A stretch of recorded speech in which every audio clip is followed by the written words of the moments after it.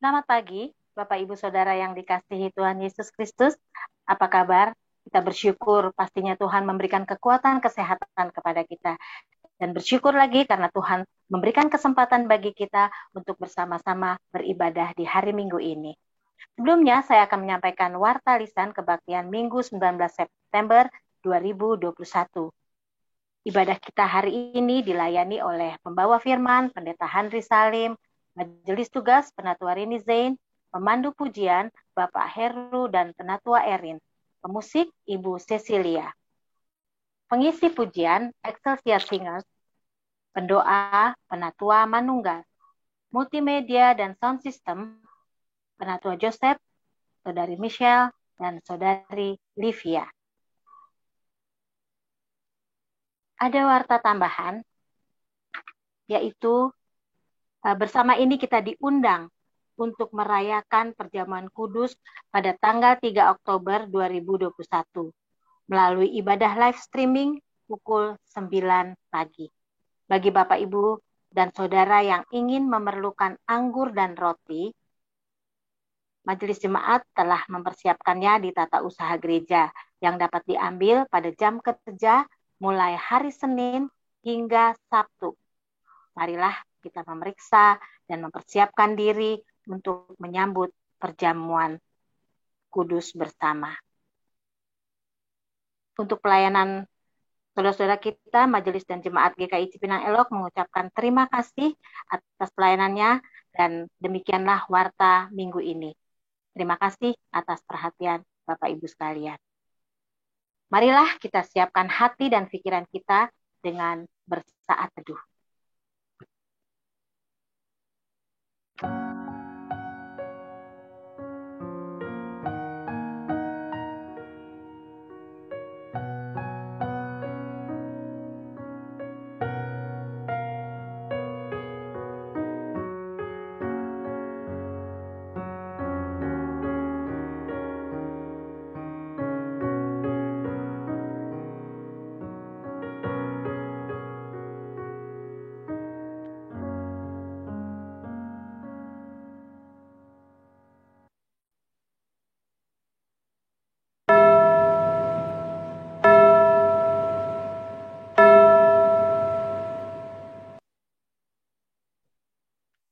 Bapak Ibu Saudara sekalian, mari kita mulai ibadah kita hari ini dengan bangkit berdiri dan menyanyikan lagu dari Kidung Keesaan 12.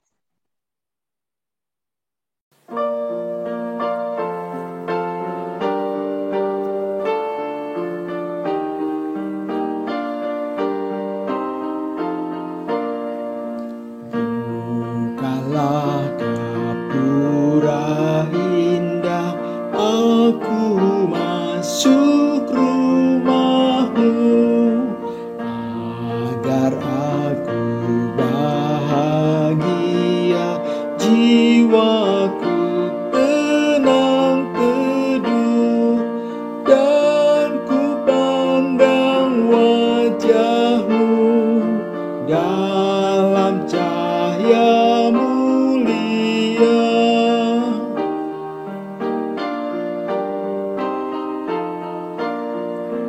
Oh, padamu aku datang, oh Tuhanku, datanglah di tempat Engkau berada, surga pun disitulah.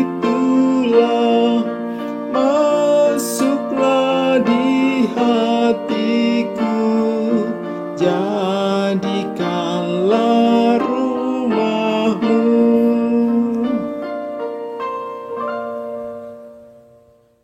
Jemaat sekalian, marilah kita mengawali ibadah kita.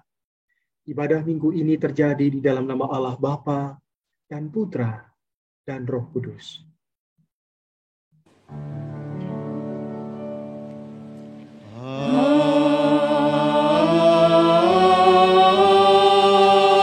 Amin.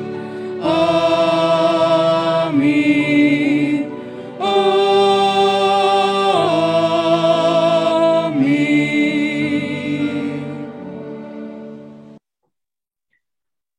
Salam damai sejahtera bagi saudara-saudara. Tuhan menyertai saudara.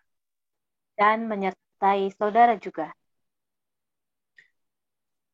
Silakan duduk kembali, Bapak, Ibu, dan saudara-saudara.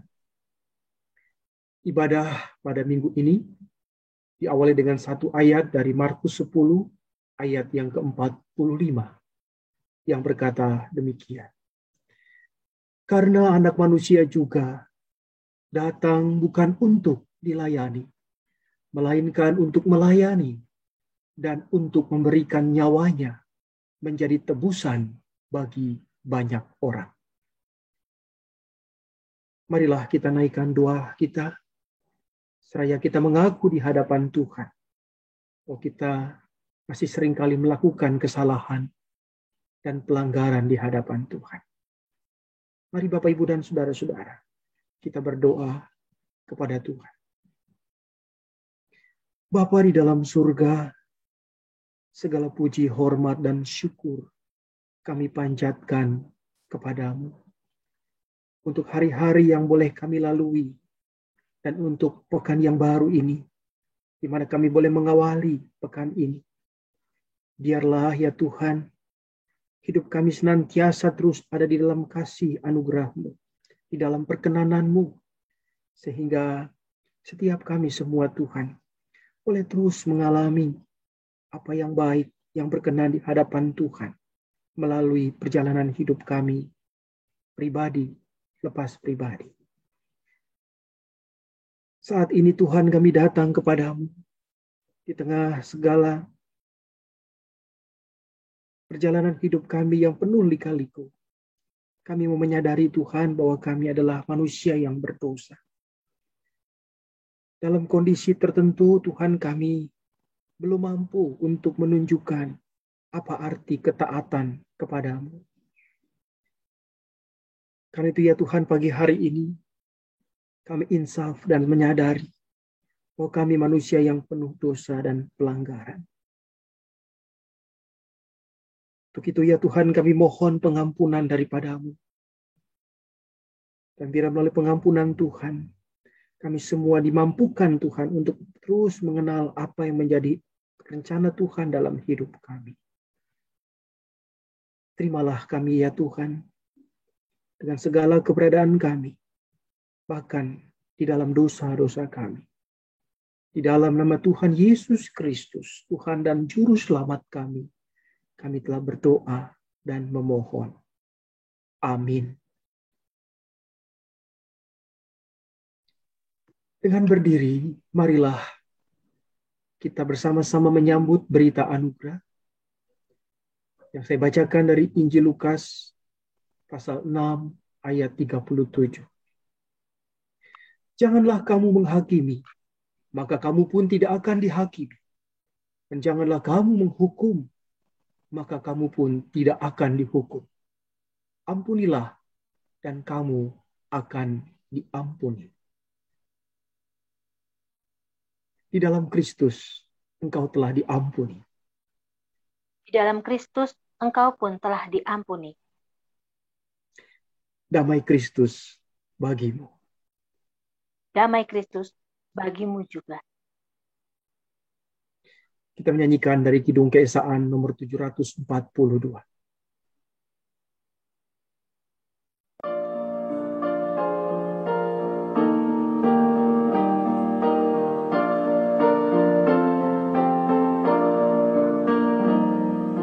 Kasih paling agung dari Tuhanku,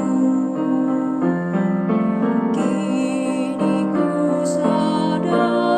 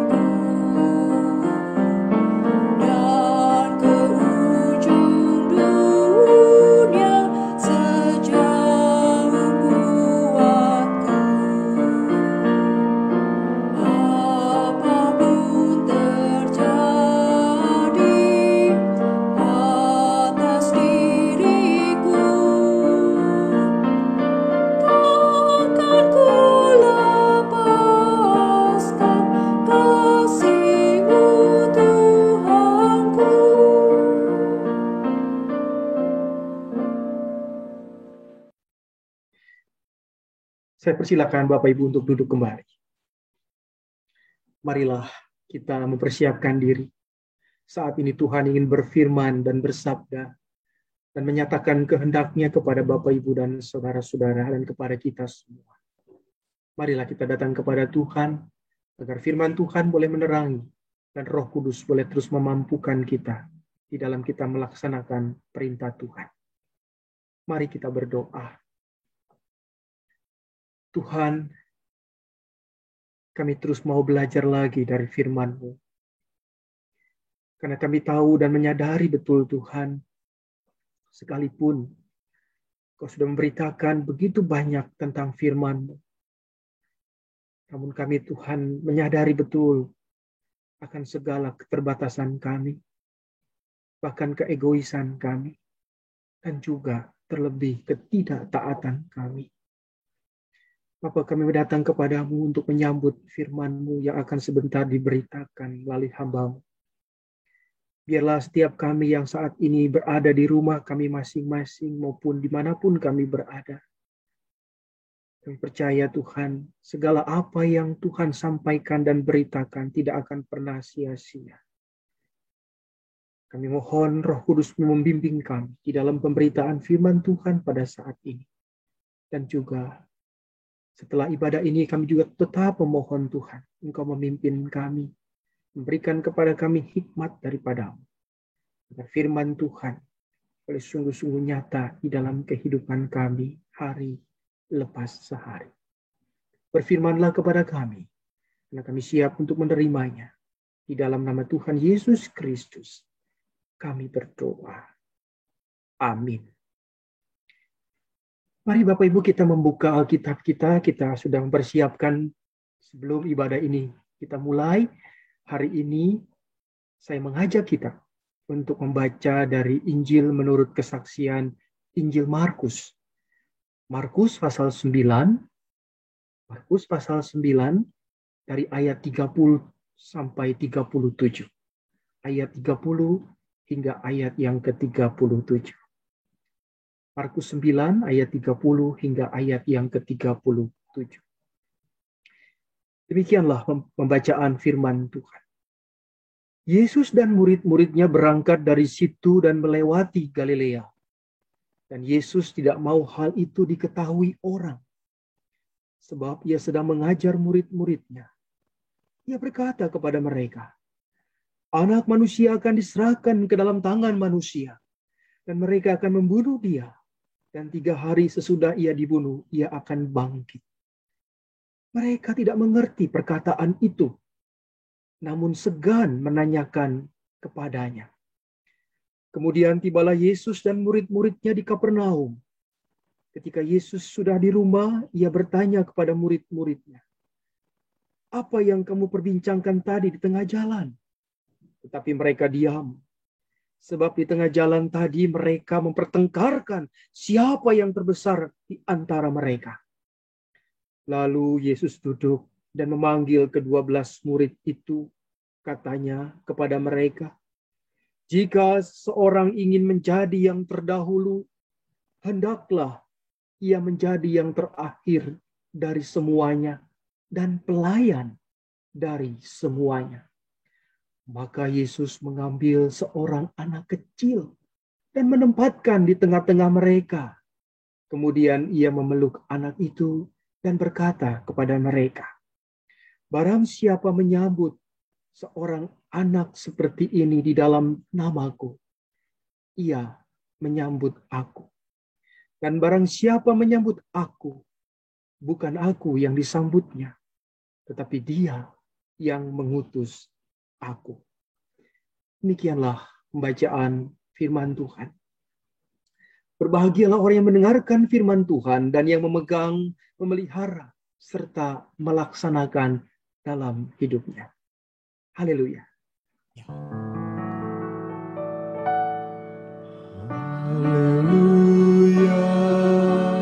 haleluya, haleluya.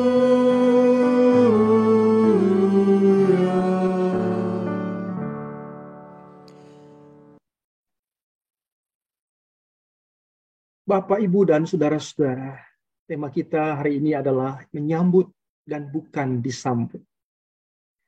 Biasanya kita lebih senang atau lebih suka disambut, ya. Ketika kita pergi ke sebuah pesta atau menghadiri sebuah acara atau datang ke rumah kerabat, keluarga, atau teman, pasti kita suka disambut. Dan hal menyambut itu atau penyambutan itu pasti akan berkesan dalam diri kita. Ya, beberapa belas tahun yang lalu, saya dan beberapa teman-teman dari rombongan paduan suara pergi melayani ke sebuah gereja kecil di Jawa Tengah.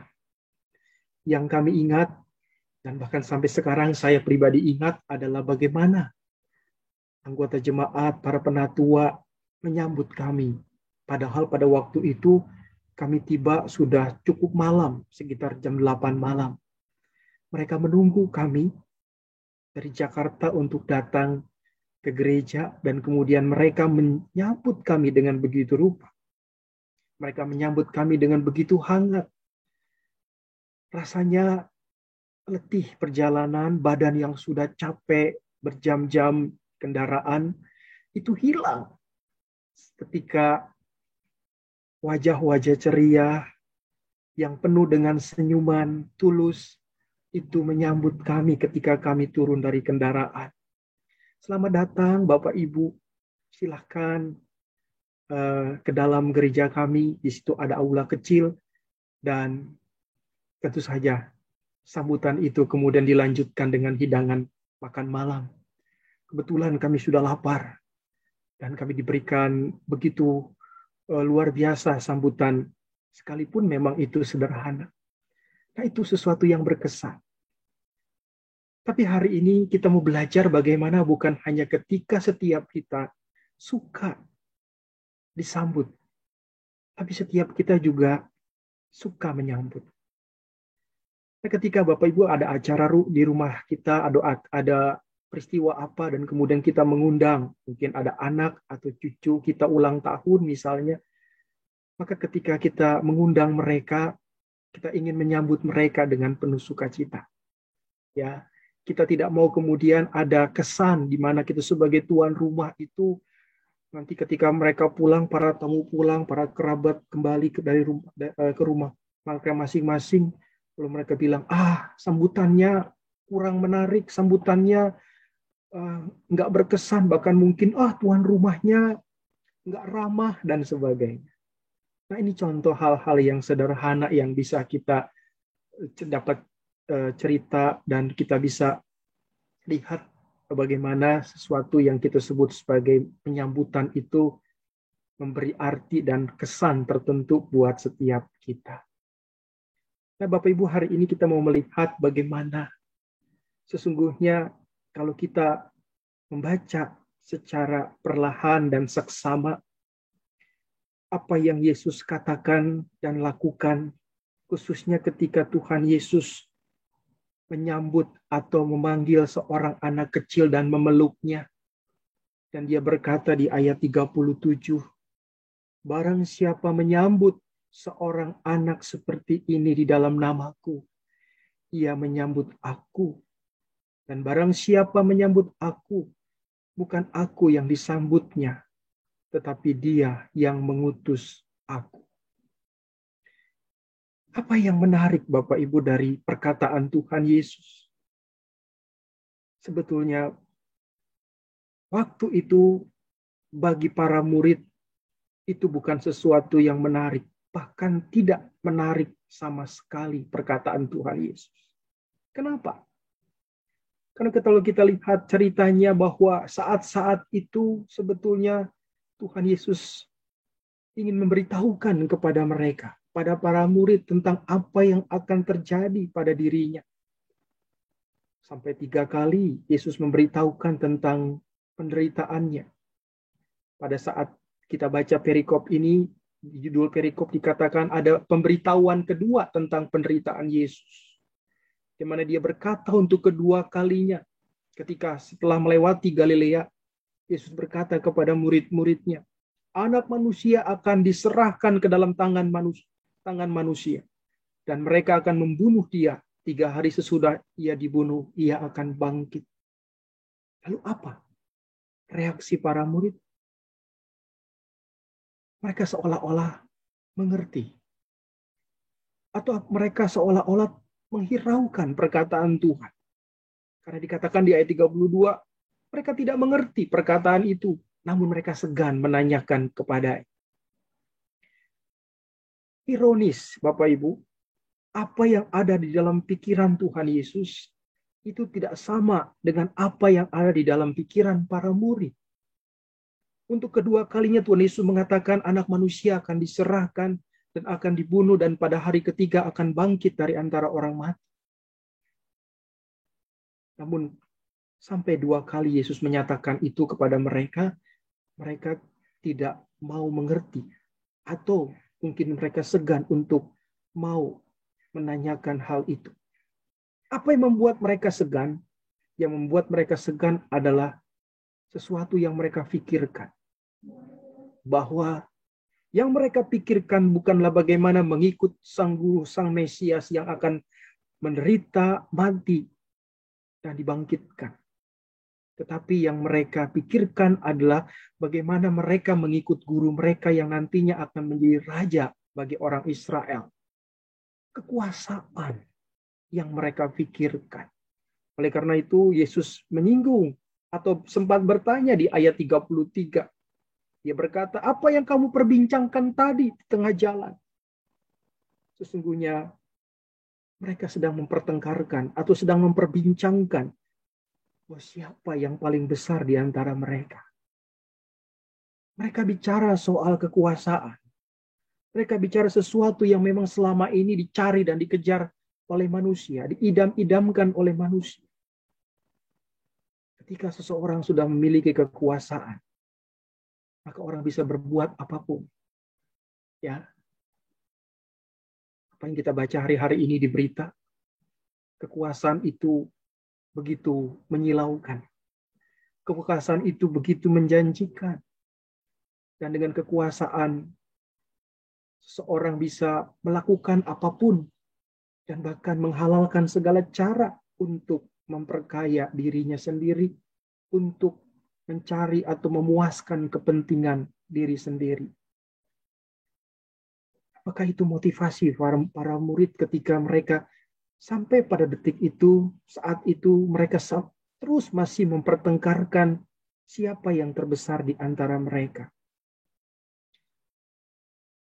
Apakah kita melihat bagi Tuhan Yesus menyatakan ini kepada murid-muridnya sesuatu yang sudah selesai? Artinya bahwa, aduh dengan cara apa lagi nih? Saya harus mengatakan kepada para murid saya bahwa Mesias harus menderita dan mati dan dibangkitkan pada hari ketiga. Sementara mereka terus memperbincangkan, mereka terus fokus kepada apa yang mereka kejar. Bahwa ketika mereka dekat dengan Yesus, maka mereka dekat dengan kekuasaan. Dan mereka ingin mendapat kekuasaan yang sebesar-besarnya dari hal mengikut Yesus. Nah, Bapak, Ibu, dan saudara-saudara, ironis sekali. Sementara Yesus dengan penuh pilu mulai mewartakan penderitaannya di sepanjang jalan menuju Yerusalem, para murid justru bergunjing, bahkan memperdebatkan soal kehormatan, mempertengkarkan siapa yang terbesar di antara mereka. Dan tidak sedikit pun respon yang betul-betul kita boleh bilang empatika atau respon yang menunjukkan solidaritas itu ditunjukkan kepada murid-murid untuk Yesus. Malahan mereka saling berargumen, bahkan mereka saling menebak-nebak nanti saya ini akan jadi apa, posisi saya nanti seperti apa kalau saya nanti mendapatkan kekuasaan. Ya, Bapak Ibu gagal menyatakan atau mengajar para murid yang mungkin saat itu pikirannya sedang dikuasai dengan ambisi. Tuhan Yesus memakai cara lain. Yesus memakai metode yang lain. Apa yang dia lakukan? Pakai di ayat 36 berkata, maka Yesus mengambil seorang anak kecil dan menempatkannya di tengah-tengah mereka. Kemudian ia memeluk anak itu dan berkata kepada mereka, anak kecil menjadi sebuah contoh untuk kemudian menjelaskan apa yang Yesus pikirkan, yang mungkin tidak pernah dipikirkan oleh murid-murid.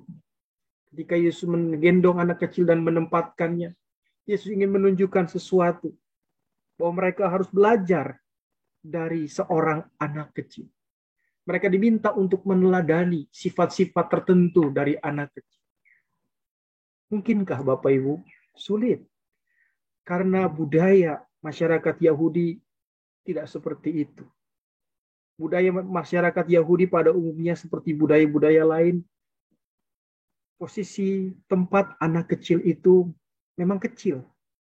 Tidak begitu dihargai, tidak begitu dihormati, apalagi diteladani. Memang mereka mengaku, mereka mengimani bahwa anak adalah pusaka pemberian Tuhan bagi dunia.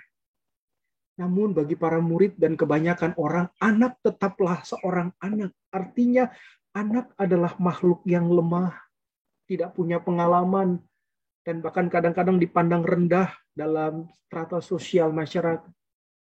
Seringkali kan kita ngomong sebagai orang tua di rumah, lu anak kecil tahu apa? Ya, seakan-akan anak kecil itu kurang tahu dibandingkan dengan orang dewasa. Anak kecil itu kurang pengalaman, anak kecil itu pelin-pelan dan sebagainya. Kadang-kadang kita seringkali melihat hal-hal yang negatif melulu dari seorang anak kecil. Ya. Nah, di saat itulah Tuhan Yesus menempatkan seorang anak kecil di tengah-tengah mereka. Yang ingin mau saya katakan adalah sesuatu yang kemudian antara apa yang dipikirkan oleh para murid dengan apa yang Tuhan Yesus contohkan untuk menyatakan sesuatu kepada mereka, itu sangat bertolak belakang. Barang siapa menyambut seorang anak seperti ini dalam namaku, ia menyambut aku. Tentu dalam budaya manapun, Bapak Ibu, seorang anak itu harus menghormati orang tuanya. Tidak sebaliknya, orang tua harus menghormati anak. Ya agak sedikit aneh, bukan? Ya kan? Walaupun memang dalam perkembangan pendidikan anak-anak kita juga harus menghargai mereka sebagai seorang pribadi atau suatu pribadi dengan segala keberadaan mereka. Tetapi rasanya gambaran seorang anak itu, sekalipun anak itu baik, cerdas dan sebagainya, tenggelam dengan kekecilan mereka. Tuhan Yesus ingin memakai sesuatu yang kecil untuk contoh yang besar. Tuhan Yesus ingin memakai sesuatu yang sederhana, yang orang mungkin abaikan, yang orang mungkin anggap remeh dan biasa, untuk sesuatu yang bicara sesuatu yang mengandung kebenaran. Bayangkan, dari anak kecil Yesus yang mengatakan, barang siapa menyambut seorang anak seperti ini dalam namaku, yang menyambut aku. Wow, saya pikir ini kata-kata yang luar biasa yang barangkali artinya nggak mudah kita renungkan saat ini. Kita harus gali arti ayat ini untuk kita bisa melihat. Nah, Bapak Ibu, saya memiliki ada dua hal yang mendasar yang hendak dikatakan Yesus dari ayat tadi. Pertama, Yesus ingin menolak gaya hidup yang berpusat pada diri sendiri. Egosentrisme. Sebagaimana yang dipertontonkan oleh para murid sampai pada saat itu. Memasuki atau menjelang memasuki kota Yerusalem di mana Yesus akan menghadapi berbagai penderitaan, para murid masih memperbincangkan siapa yang terbesar di antara mereka. Oleh karena itu ketika Yesus mengambil contoh bagaimana menyambut seorang anak kecil ini dalam namaku, ia menyambut aku. Artinya bahwa Yesus ingin mengurangi atau ingin mengatakan kalahkanlah egomu itu. Belajarlah seperti seorang anak kecil yang tulus apa adanya. Inilah kadang-kadang seorang dewasa harus belajar dari ketulusan seorang anak kecil. Ya, salah satunya misalnya hal mengampuni.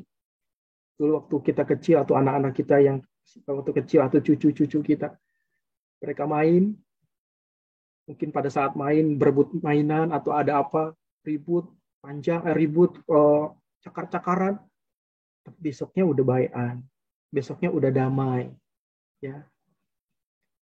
Tapi tidak dengan orang dewasa kadang-kadang. Sakit hatinya masih ada sampai sekarang. Dendamnya masih disimpan sampai hari ini. Ya. Suatu kali ada seorang anak memiliki 2 buah apel. Lalu kemudian dia ambil apel itu lalu dia gigit. Satu lagi kemudian diambilnya, lalu digigit lagi. Jadi apel dua-duanya itu digigit sama semua. Semua sama anak kecil itu. Ibunya bingung. Apa nih yang anak itu lakukan? Ibunya pikir nih anak egois amat. Apel 2 kok dimakan semua. Kemudian si anak menyerahkan 1 buah apel yang sudah digigitnya. Dan mengatakan, ibu ini apel yang paling manis. Apel ini buat ibu. Ibunya terkejut. Dia mengira bahwa anaknya akan memikirkan dirinya sendiri. Dia akan memilih apel yang lebih manis daripada yang lain. Tapi justru dia memberikan apel yang lebih manis itu untuk ibunya. Terkadang Bapak Ibu ada nilai-nilai ketulusan, nilai-nilai yang perlu kita pelajari dari seorang anak kecil. Orang dewasa terkadang harus belajar dari hal-hal yang positif yang bisa anak kecil nyatakan dalam banyak hal. Itu pertama Bapak Ibu, Yesus ingin melihat bahwa dia menolak segala gaya hidup yang berpusat pada diri sendiri yang dipertontonkan oleh para murid sampai waktu itu. Yang kedua, Yesus mengundang semua muridnya untuk memasuki sebuah model kemanusiaan yang baru, yaitu bersedia belajar dan meneladani hal-hal yang paling kecil di sekeliling kita. Ya. Sesuatu yang kecil terkadang itu kita lihat sambil lalu. Mata kita akan terperangah, pikiran kita akan begitu memikirkan sesuatu yang wah, yang besar, yang spektakuler, tetapi untuk hal-hal yang kecil, seolah-olah itu tidak mendapat tempat di dalam pikiran dan perasaan kita. Buat apa? Ya. Tapi tidak dengan apa yang Yesus nyatakan lewat perikop kita. Jadi menghayati kedekatan bersama dengan Tuhan, itu berarti kita menghayatinya dengan cara bagaimana kita mendekat kepada semua makhluk, bahkan kepada setiap orang yang barangkali dianggap oleh masyarakat, dianggap oleh orang-orang pada umumnya sebagai orang yang tidak perlu dihiraukan. Orang kecil buat apa sih? Pergaulan. Terkadang kita memilih. Kita pilih orang-orang yang bagi kita levelnya lebih tinggi, bahkan sederajat dengan kita. Kalau kita bergaul dengan orang-orang kecil atau dengan orang-orang kita kategorikan seperti itu, apa untungnya sih? Tapi di sini kita belajar. Ya, bagaimana kita melihat hal menyambut seperti anak kecil itu kita diajarkan untuk melihat bagaimana sosok makhluk yang atau seseorang yang kita anggap kecil pun di mata Tuhan itu berharga. Jangan pernah melihat orang dari status sosialnya, jangan pernah melihat orang dari apa yang mereka kenakan dan apa yang mereka miliki. Yesus ingin mengajak kita untuk lihatlah kemanusiaan secara utuh. Bahkan Amsal berkata, barang siapa menghina orang miskin, dia menghina penciptanya.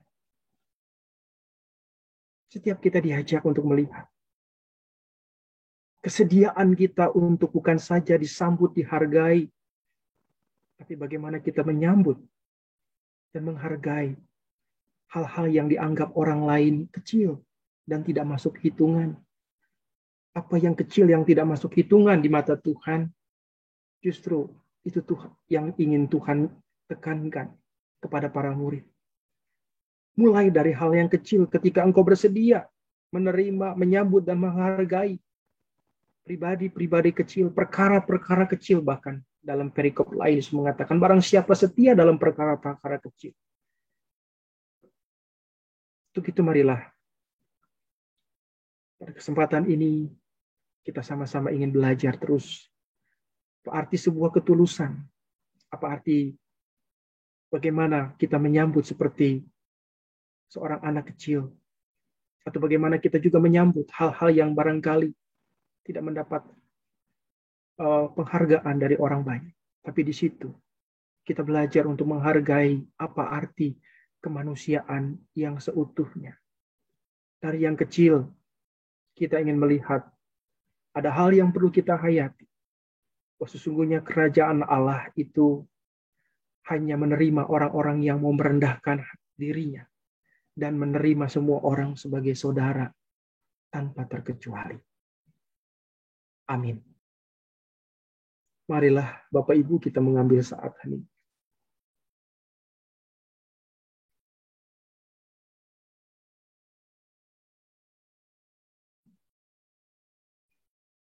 Kita akan mendengarkan kesaksian pujian yang akan dibawakan oleh Excelsia Singers.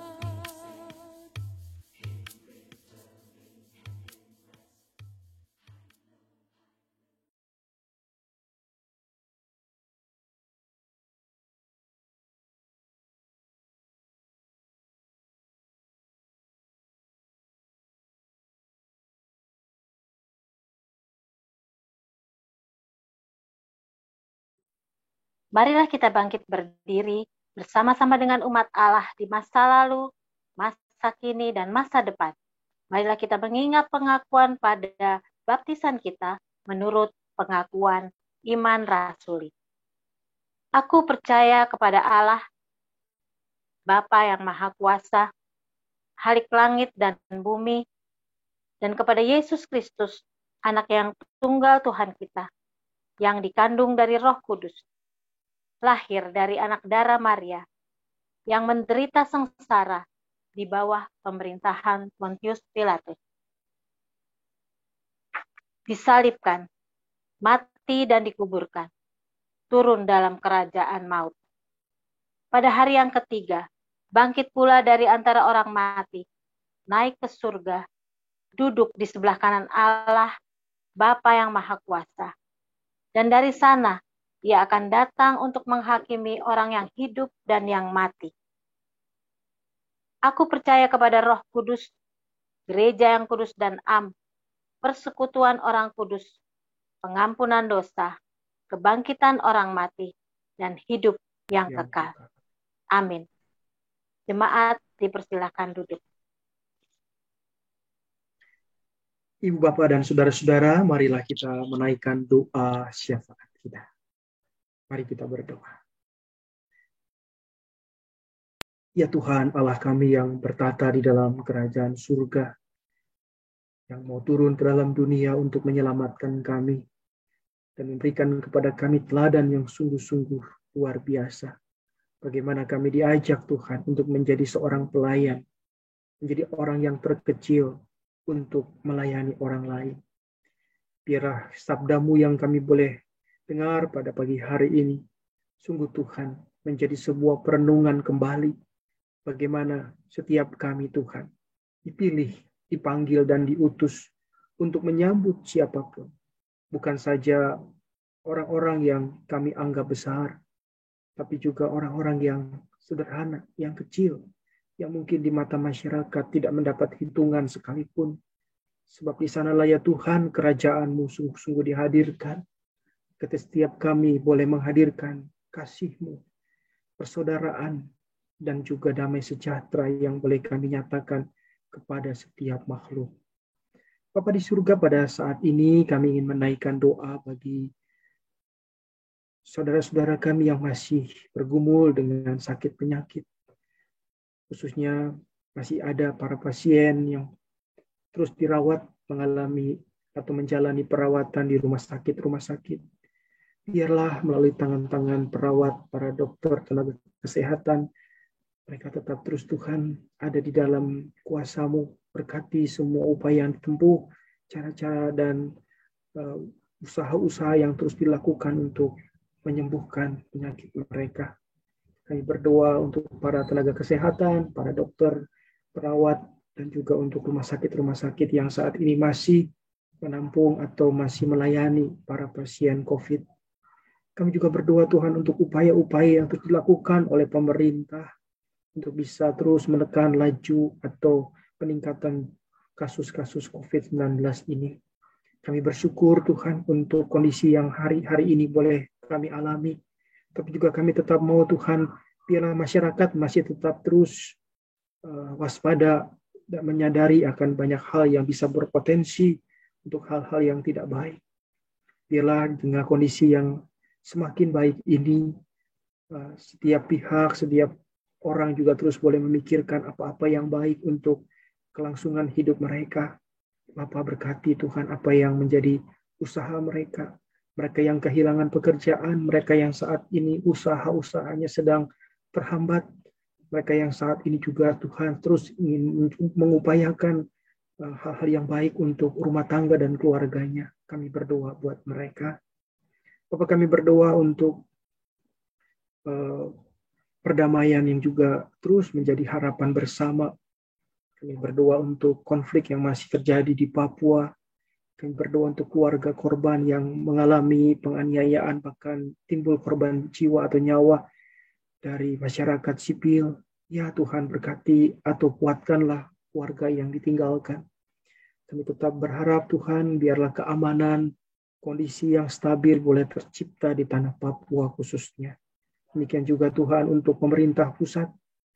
Bila Bapak Presiden Jokowi terus boleh dengan penuh kebijaksanaan mengatur, mengelola pemerintahan ini dengan baik, dan juga bisa mendistribusikan kebijakan ini ke tingkat-tingkat daerah sampai yang terkecil sekalipun. Bapak, kami mau berdoa Tuhan untuk keluarga kami, biar Engkau yang menyertai dan memberkati selalu anak cucu menantu kami, senantiasa Tuhan lindungi. Biar Tuhan berikan kepada kami sukacita dan damai sejahtera-Mu, dan mampukan kami Tuhan untuk selalu hidup berdampingan dengan siapapun di dalam kasih dan persaudaraan. Biar setiap kami tidak melihat orang itu lebih besar atau lebih kecil, lebih mulia atau lebih hina, tapi kami melihat semua adalah sama di hadapan Tuhan.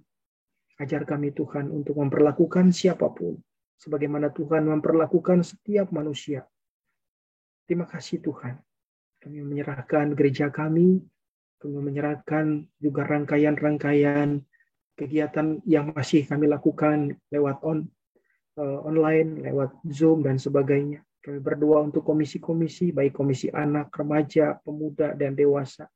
Kami berdoa juga untuk para lansia, oma-opa kami yang ada di rumah. Biarlah Tuhan yang terus senantiasa memberikan kekuatan, kesehatan, dan penghiburan. Terima kasih Tuhan, kami boleh berdoa dan menyatakan permohonan kami kepadamu. Biarlah hanya Engkau yang mengerti apa yang menjadi segala kebutuhan kami. Terpujilah namamu, kami mau mengalaskan doa ini hanya di dalam nama Tuhan kami, Yesus Kristus. Amin. Bapak, Ibu, Saudara yang terkasih di dalam Yesus Kristus, tibalah saatnya kita memberikan persembahan yang terbaik kepada Tuhan dengan mengingat firman Tuhan yang terambil dari Mazmur 96 ayatnya yang ke-8. Berilah kepada Tuhan kemuliaan namanya, bawalah persembahan dan masuklah pelatarannya.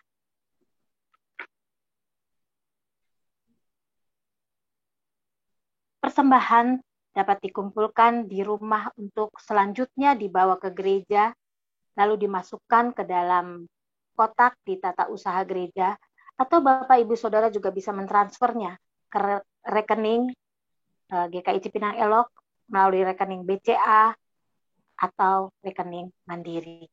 Terima kasih.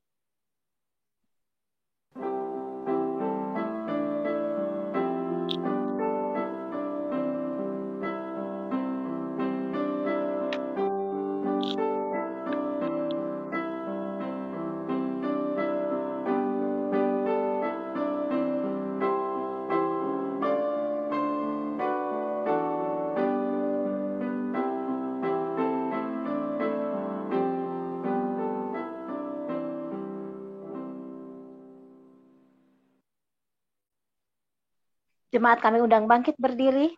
Marilah kita membawa persembahan kita kepada Tuhan di dalam doa. Kita berdoa. Ya Allah yang baik, segala puji dan hormat kami naikkan kepadamu atas kasih setia yang Kau berikan kepada kami hari lepas hari. Engkau cukupkan kami dengan apa yang kami butuhkan.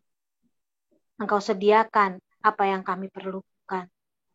Engkau menguatkan kami di tengah pergumulan kami. Engkau membimbing kami dalam langkah hidup kami dengan kasih-Mu. Kasih-Mu sungguh sempurna Tuhan. Untuk itu saat ini kami anak-anak-Mu menyatakan syukur kepadamu melalui persembahan. Kiranya Engkau memberkati persembahan ini, sehingga persembahan ini boleh menjadi berkat untuk menunjang pelayanan di gereja-Mu. Dan melalui gereja-Mu, nama-Mu dipermuliakan. Kami serahkan ucapan syukur kami ini hanya di dalam nama Tuhan Yesus, penebus kami yang hidup. Amin.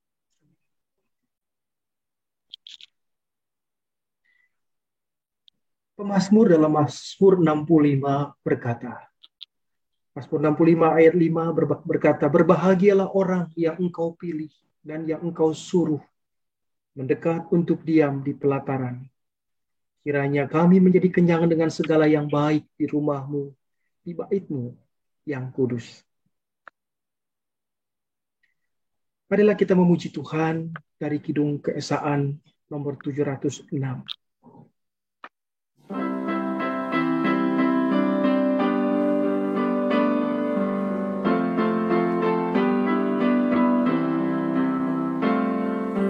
Masih adakah di dalam hati perhatian bagi yang terlantar, yang selalu minta perhatian dari orang yang berbelas kasih? Tuhan, tolong kami umat-Mu menyatakan kasih-Mu,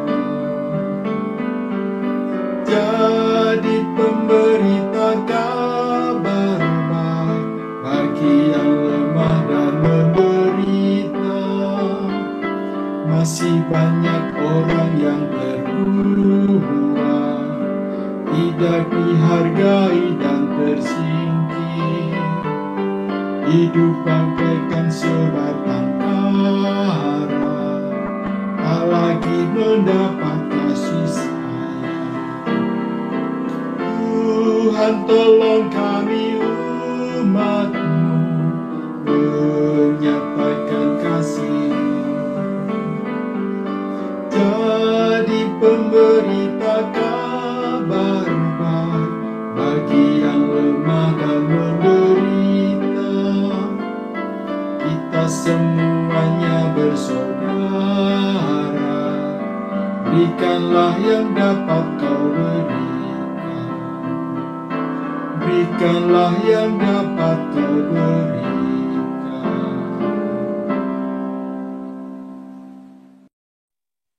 Bapak, Ibu, dan saudara-saudara, arahkanlah hatimu kepada Tuhan. Kami mengarahkan hati kami kepada Tuhan. Jadilah saksi Kristus. Syukur kepada Allah, Terpujilah Tuhan. kini dan selamanya. Kini terimalah berkat yang datang dari Tuhan. Tuhan memberkati saudara dan melindungi saudara. Tuhan menyinari saudara dengan wajah-Nya dan memberi saudara kasih karunia. Tuhan menghadapkan wajah-Nya kepada saudara dan memberi saudara damai sejahtera. Amin.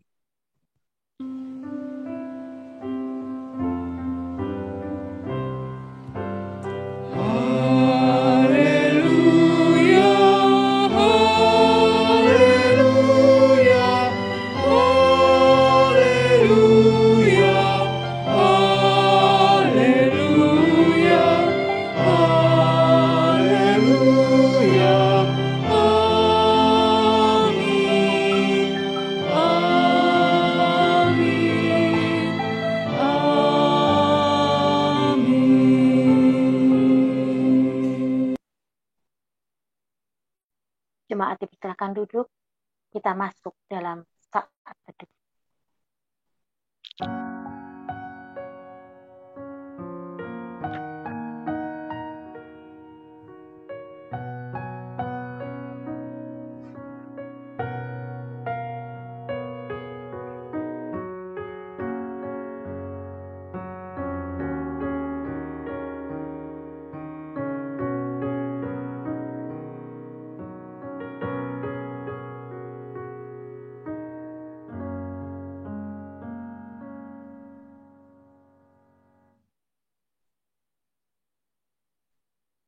Bapak, Ibu, Saudara, ibadah telah selesai.